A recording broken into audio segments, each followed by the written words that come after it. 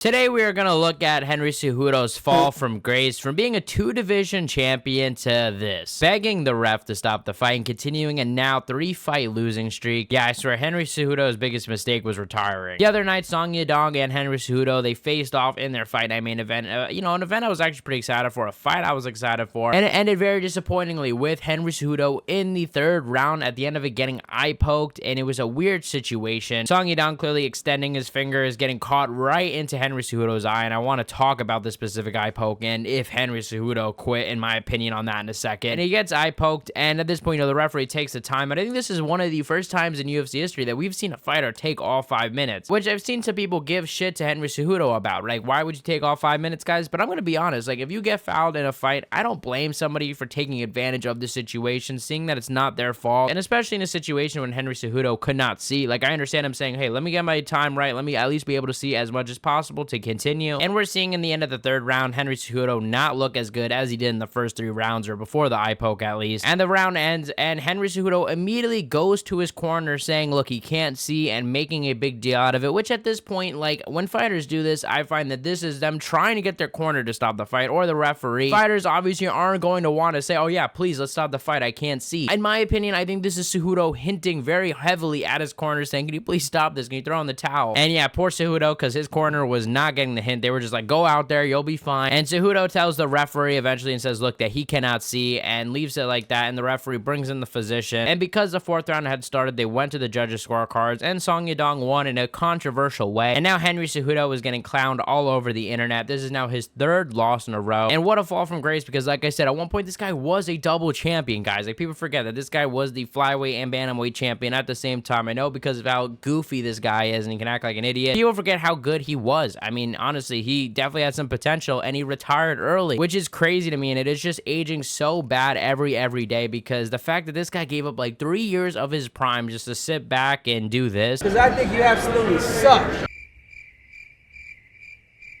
Yeah, that's pretty disappointing. I mean, especially with a guy with that much potential. I mean, you could see Cejudo's eye. I mean, Cejudo's eye looked really bad. I mean, you could see the blood in there. You could see all the damage. And this Song Yadong matchup was a big deal, because this isn't like Aljamain Sterling and Merab Dvalishvili, 2 world champs, 2 of maybe the best bantamweights of all time. This wasn't the same. This was Song Yadong, a guy who was lost. He lost his last fight to Piotr Jan. Like, this is a guy that never lost. Like, this is Song Yadong that we could see lose, right? That has had moments where he's messed up. Even with the grappling, Corey Sandhagen was able to take him down, so there was potential for Cejudo to win this. Like, this was definitely a fight that Henry Cejudo could have won in his prime. This wasn't like a crazy monster 1-of-1 type of beast. Yet Cejudo still came up short, which is a big deal. And I want to talk about this eye poke because, like, I've seen so many people online shit on Cejudo saying he wanted a way out, guys. My opinion on that is I highly doubt that. I don't think Henry Cejudo wanted a way out, guys. I don't think that in the slightest, but I do think that there is something that needs to be talked about, and it's not the same thing that everybody's bringing up. Cejudo did not look for a way out. I genuinely believe he could not see. There is no doubt about it. I mean, you look at his eye, you look at the injuries he suffered, it all lines up, right? I mean, you see the eye poke alone. This eye poke was brutal. It was vicious. It made me cringe. But the question shouldn't be about, did he quit? The question shouldn't be, is he faking the eye poke? Is he want a way out? Because those are all dumb questions to me. The real question should be, would the old Henry Cejudo act like this, right? Ask yourself this. If Henry Cejudo, let's just say 2016 or 2015, whenever he faced DJ, if he would have gotten poked in the eye, would he have gone to the referee and say, I can't see, we need to stop the fight? Because my answer is no. I don't think the old Henry Cejudo would have done that. I think he would have thugged it out, and that is concerning, because that speaks to how much he wants this. This speaks to, the fact that he doesn't want this as much as he did in the past. Keep in mind, Henry Cejudo in his second fight against Demetrius Johnson, his foot dropped. I mean, his foot was not working, and that was in the first round, and this guy continued not only to fight, but to win the decision. This is a guy in the past that has shown, to have resilience, a guy that has shown to say, look, that he doesn't care if he's fighting on one leg, he's willing to go out there and whatever. And you can't even say that the stakes were different, because I think Henry Cejudo versus Song Yadong in the state of his career is just as much stakes as winning his first title fight. Those are 2 very, very important fights. Maybe not the same, I get it, maybe not exactly the same,